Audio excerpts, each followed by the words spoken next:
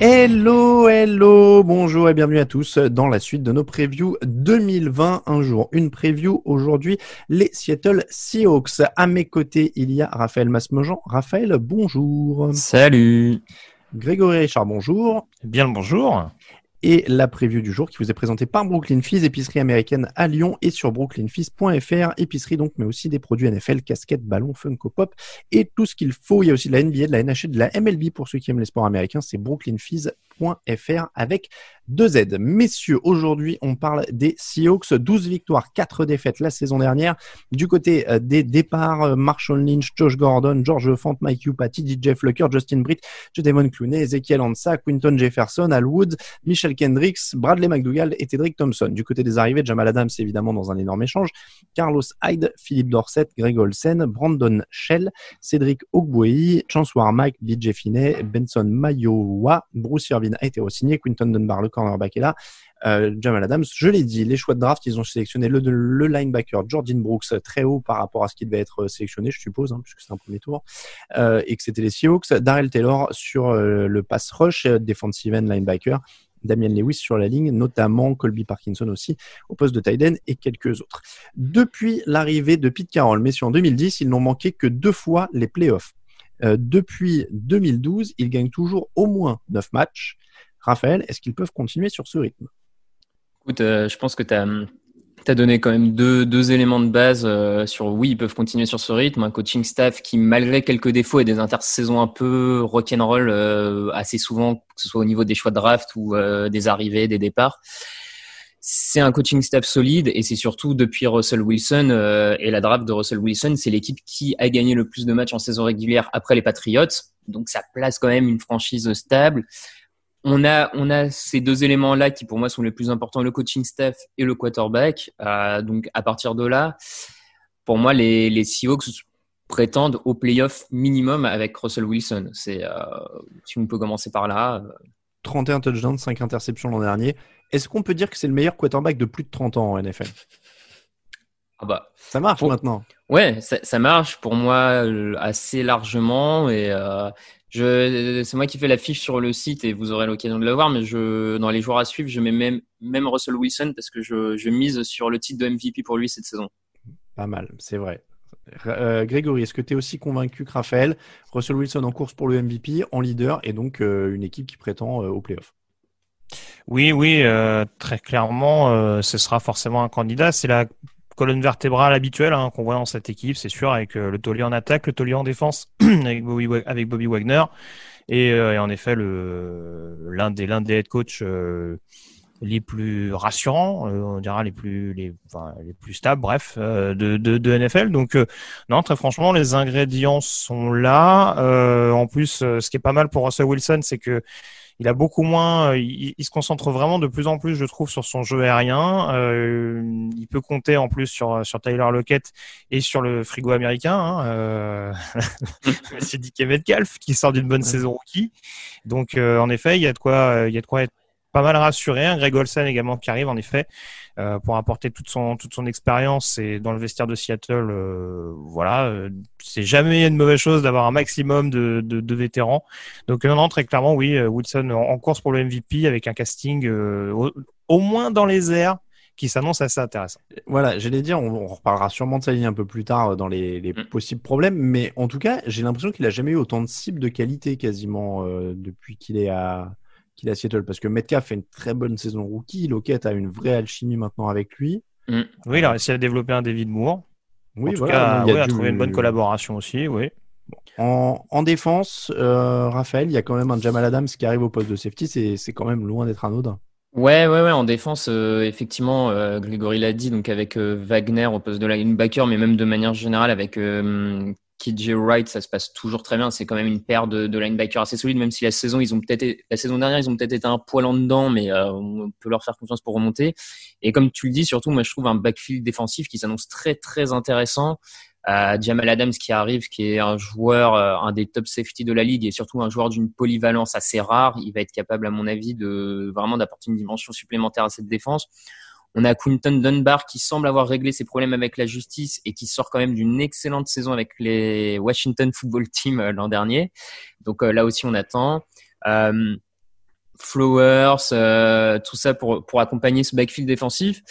Je pense qu'on a un des top sur le papier, on a potentiellement un des top 5 backfield de la ligue. Donc ils vont en avoir besoin. Ils vont en avoir besoin parce que pour le coup, ça pourrait être un des autres problèmes, c'est que la perte de Jadeveon Clowney sur la ligne défensive peut faire un peu plus de mal par rapport à l'an dernier. Donc ils vont avoir besoin d'avoir une espèce de Legion of Boom 2.0 pour vraiment faire passer un palier à cette défense, quoi. Greg, il a levé des sourcils quand il a entendu Legion of Boom 2.0. Est-ce que c'est pas la Legion of Boom, mais ça commence à avoir de l'allure. Les mises à jour sont pas toujours meilleures, hein. C'est pas ce que je dis, mais non, mais en tout cas, ça commence à avoir de l'allure. C'est vrai que Diggs, Adams, Dunbar, Griffin, il y a des atouts quand même, hein. Oui. Bon, je trouve qu'il y a quelques trous d'air sur le poste de corner de temps en temps. Je trouve pas Flowers et Griffin toujours rassurants en fonction des semaines, hein, je peux me tromper. Mais mais sur le poste de safety, oui, ce serait bête de dire que l'ajout d'un Jamal Adams, même si beaucoup considèrent qu'il va arriver en mode diva à Seattle, ce que je ne pense pas.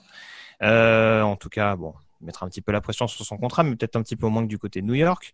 Mais oui, son entente avec Quandre Diggs, qui a été quand même une bonne acquisition de la deuxième partie de saison passée. Oui, en effet, sur le poste de safety, oui, je suis d'accord. Je pense qu'il y a moyen de refaire un combo, Thomas Chancellor, un truc vraiment, vraiment dissuasif. Sur le poste de corner, bon, je suis pas encore tout à fait rassuré. Après, j'ai pas dans l'idée qu'en dehors de Sherman à l'époque, il y a vraiment eu un deuxième corner hyper dominant, et pourtant c'était une équipe difficile à jouer dans les airs. Alors, juste une petite anecdote, je ne sais pas si vous avez eu le temps de la lire juste avant l'émission, on va pas mentir, on enregistre un petit peu en avance, hein, ces previews, des fois il y a quelques jours de débours. Jamal Adams, par contre, prend des risques dans la cuisine, puisqu'il a manqué l'entraînement de mercredi, parce qu'il s'est coupé en tranchant des fraises, visiblement. Et il a eu besoin de points de suture. Donc, mine de rien, c'est quand même... voilà. Ça se trouve, au moment où l'émission va être diffusée, on va apprendre que c'était pas ça, qu'il s'est battu au couteau avec quelqu'un et que finalement, il est suspendu pour la saison. Donc, je tiens à préciser voilà, à quel moment de l'histoire on en était au moment de l'enregistrement. J'espère qu'il n'était pas avec Mackenzie Alexander. Voilà, notamment. On ne sait jamais en plus en NFL. Pourquoi cette équipe pourrait perdre? Évidemment, il y a le souci de la ligne offensive dont on parle très souvent avec Seattle. J'ai l'impression que c'est un peu un éternel recommencement des fois, certaines previews. C'est ça. Est-ce qu'il compte protéger correctement Russell Wilson un jour? Il a pris 48 sacs l'an dernier. C'est le quarterback le plus saqué de la saison dernière derrière Deshaun Watson. Et on dirait, parce que j'ai fait la liste un peu volontairement au début des départs et des arrivées, il y a l'air d'y avoir une sorte de turnover permanent de linemen interchangeables, mais tous plus médiocres les uns que les autres, qui n'apportent rien.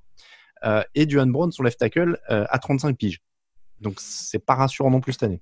Non, c'est ça, c'est le point noir. Mais comme tu le dis, depuis plusieurs saisons dans cette équipe, si sur le papier, si t'enlèves Duane Brown, comme tu l'as dit, en garde gauche, tu risques de te trouver avec Posic, en centre, BJ Finney.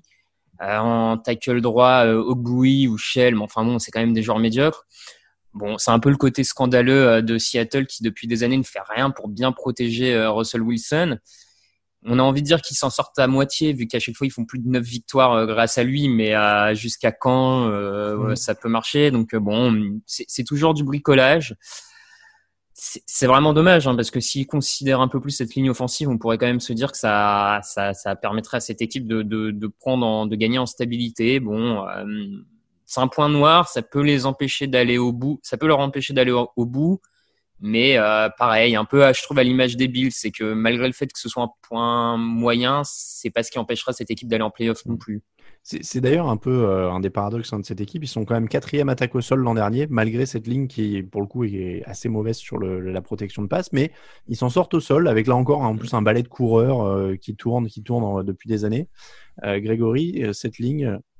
Ouais, bon, après la ligne, oui, c'est la politique interne. C'est ce qui permet de faire des paris comme celui de Jamal Adams, de pouvoir se permettre de signer des vétérans un peu plus affirmés sur d'autres positions. C'est de se dire qu'on peut récupérer des linemen offensifs à moindre coût, sachant qu'on a un quarterback qui est capable d'anticiper et de prolonger les jeux. Donc, en effet, je suis d'accord avec vous. C'est une politique qui a ses limites. Mais bon, pour l'instant, en tout cas, ça permet à Seattle de gagner un minimum de matchs. Par rapport à ce que tu disais, le jeu au sol, je demande à voir. C'est vrai qu'ils ont eu pas mal de malchance. Forcément, l'année dernière, c'est ce qui les a amenés à re-signer Marshall Lynch en grande pompe avant la fin de la saison. C'est ce qui leur a coûté également, je pense, le titre de division, parce qu'ils sont pas passés loin du tout malgré l'infirmerie pleine au mois de décembre. Maintenant, c'est vrai que Rashad Penny, ça commence quand même à sentir un peu le pétard mouillé. L'ancien premier tour qui a eu les problèmes de blessure et qui actuellement se soigne de ligaments croisés, il me semble. Donc c'est rarement une bonne chose quand on s'appelle pas Adrian Peterson. Voilà. Après, il y a les problèmes de fumble de Chris Carson saison après saison, malgré tout. Ils font venir Carlos Hyde. Je pense que c'est pas une mauvaise opération. Mais voilà, je pense que ce sera quand même un poste à surveiller malgré tout, parce que si en plus Russell Wilson se retrouve avec un jeu au sol un peu moins performant qu'à l'accoutumée, ça peut être un peu plus compliqué. Je vois, en 2 mots, hein, mais je vois dans la depth chart qu'ils ont un rookie qui s'appelle DJ Dallas sur le poste de coureur. Il est bon lui, Greg, parce que j'aime bien son nom. Bon, il était sympa à Miami. Après, est-ce qu'il a vraiment l'envergure pour être un coureur numéro 1? S'ils arrivent à le développer comme un Chris Carson, qui était une surprise en sortie d'Oklahoma State, pourquoi pas? Mais en attendant, c'est pas supposé être celui qui va bouleverser la hiérarchie cette année, à moins de nouveaux pépins physiques. Je demandais au cas où parce que j'anticipe sur les éventuels titres possibles sur le site. Tu vois, la classe à Dallas, tu vois, genre Dallas, ton univers impitoyable. Enfin, il y a plein de trucs à faire éventuellement. Les Cowboys tués par Dallas, tu vois, en plus. Si, oui, il les joue en plus. Bah, c'est ça. Ouais. Donc il y a quand même il y a quand même des possibilités. Parmi les autres faiblesses, Raphaël, il y a peut-être le pass rush, quand même 28 sacs l'an dernier. Là encore, on en remet à une ligne, et puis le départ de Jadeveon Clowney en plus à ça, quoi. C'est ça, c'est un peu quand même toute l'inquiétude finalement autour des Seahawks, malgré toutes les bonnes choses qu'on dit sur eux. C'est ce qui paraît fragile, c'est les 2 lignes, et on sait à quel point les lignes parfois peuvent être fondamentales en NFL. Donc on l'a dit, la ligne offensive, et là comme tu le dis, la ligne défensive. T'as le départ de Jadeveon Clowney. L'an dernier, on a eu un Jaron Reed qui est passé à côté de sa saison. Le rookie LJ Collier a pas montré grand chose l'an dernier, donc va quand même falloir espérer qu'il se montre enfin. Donc ouais, on a une ligne défensive qui inspire pas la grande confiance. À voir à quel point le coaching est capable de jouer avec ça, d'améliorer le groupe en interne. Est-ce qu'il n'y a pas encore le moyen de récupérer Clowney d'ici la fin de saison, vu que Clowney, on le rappelle, a toujours pas signé, hein. Donc mine de rien, c'est qu'il y a quand même des questions autour de potentiellement son salaire, l'attrait de la ligue, des équipes de la ligue autour de son profil. Bon, ça peut permettre aux Seahawks peut-être enfin de le récupérer. Je sais pas, à voir. Effectivement, c'est un point d'interrogation, cette ligne défensive. Greg, toi qui n'es pas ultra fan de leur cornerback, le fait qu'il n'y ait pas trop de pass rush, ça doit pas te rassurer du coup. Bah non, c'est un peu, oui, ça mettre en corrélation forcément. J'aime bien l'ajout d'un Benson Mayowa qui est pas un pro bowler, mais qui en tout cas fait quand même ses saisons. Maintenant, ouais, Raph l'a dit, c'est vrai qu'il y a eu des investissements année après année avec des defensive ends qui sont intéressants sur le run stop d'un point de vue profil, des Raheem Green, des LJ Collier en effet, même Alton Robinson peut éventuellement dépanner dans ce domaine-là. Darrell Taylor aussi de Tennessee. Enfin voilà, bref, c'est très très jeune sur le poste et en effet, il va pas falloir perdre trop de temps parce que oui, pour rejoindre ce que je disais tout à l'heure, c'est sûr que ça peut exposer très clairement les Seahawks. Ils étaient que 27e déjà contre la passe l'an dernier, donc en plus, si ça risque pas de s'améliorer, ça pourrait quand même être un fort handicap pour tirer cette équipe vers le bas sur des confrontations avec des équipes qui envoient du bois dans les airs. Je n'ai pas encore donné le planning et je l'ai plus en tête, mais voilà, Dallas par exemple en semaine 3, je l'ai sous les yeux, avec leurs 3 receveurs possiblement numéro 1, ça peut aller très vite. Ils vont jouer les Rams dans leur division, ça peut être un fort handicap. Le facteur X, Raphaël. Écoute, je vais maintenir moi ce que j'avais mis un peu dans la fiche sur le site. C'est le backfield défensif justement. Moi, je crois beaucoup à ce backfield défensif et à Griffin, à Flowers au poste de cornerback et surtout à l'arrivée de Quinton Dunbar. En tout cas, moi, je suis un gros croyant de ce backfield et je pense que si ils arrivent à en tirer le meilleur, ça peut compenser en partie la faiblesse du pass rush. Enfin, parce que je pense que ça va toujours dans les 2 sens. Le pass rush aide les cornerbacks, mais en même temps, des cornerbacks capables de tenir les cibles adverses, ça donne aussi potentiellement plus de temps au pass rush pour percer. Donc, ça se nourrit mutuellement. Et donc, je pense que ce backfield peut potentiellement aider la défense. Et donc, si tu as un backfield assez costaud, Seattle sera quand même compliqué à jouer pour pas mal d'équipes dans la ligue. Grégory.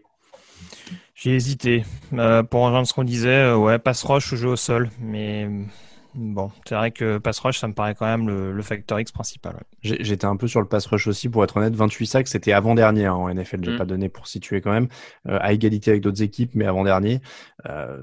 Ça me semble aussi être un point vital, et la perte de Clooney peut faire mal. Et du coup, s'il se retrouve à courir après le score, ça expose encore plus Wilson et ainsi de suite. Bon, après, encore une fois, je suis un grand croyant en Wilson aussi, et je pense qu'il peut les maintenir largement, hein, mais on lui en demande beaucoup.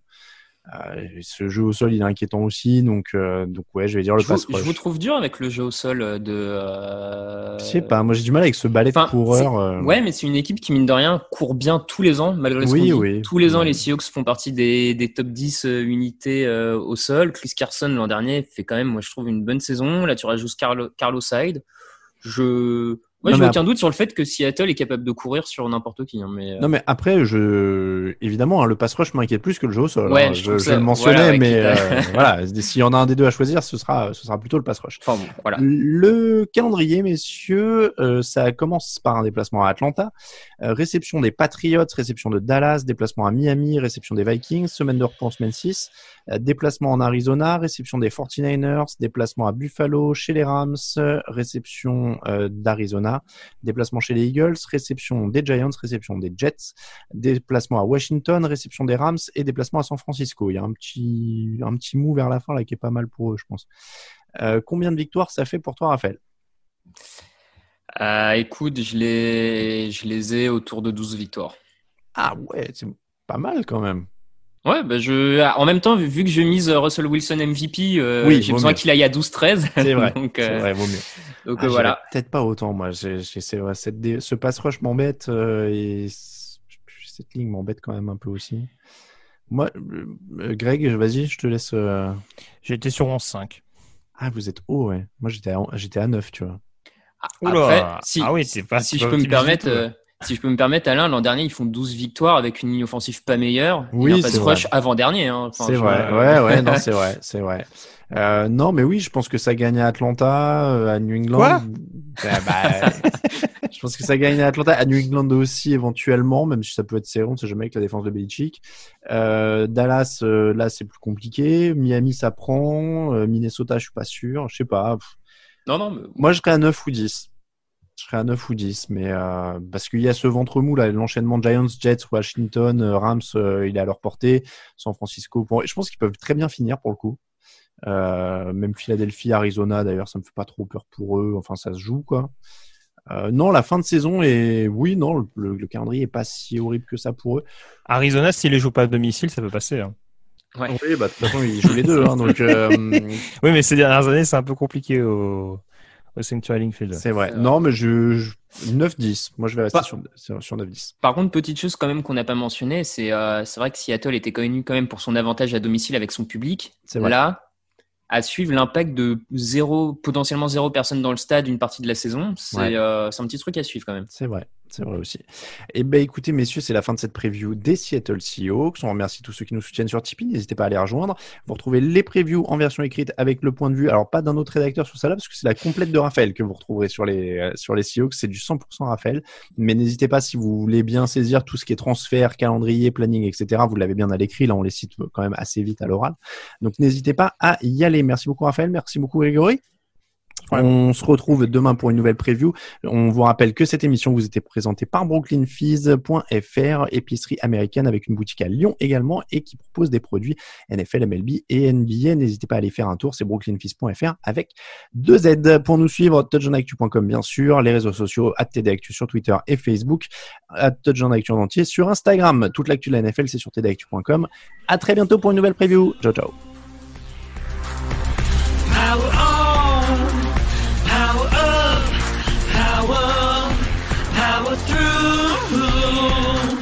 We shake the earth, we own the sky, we ride the wave, fly hawks fly, electric green, power blue, wolf gray.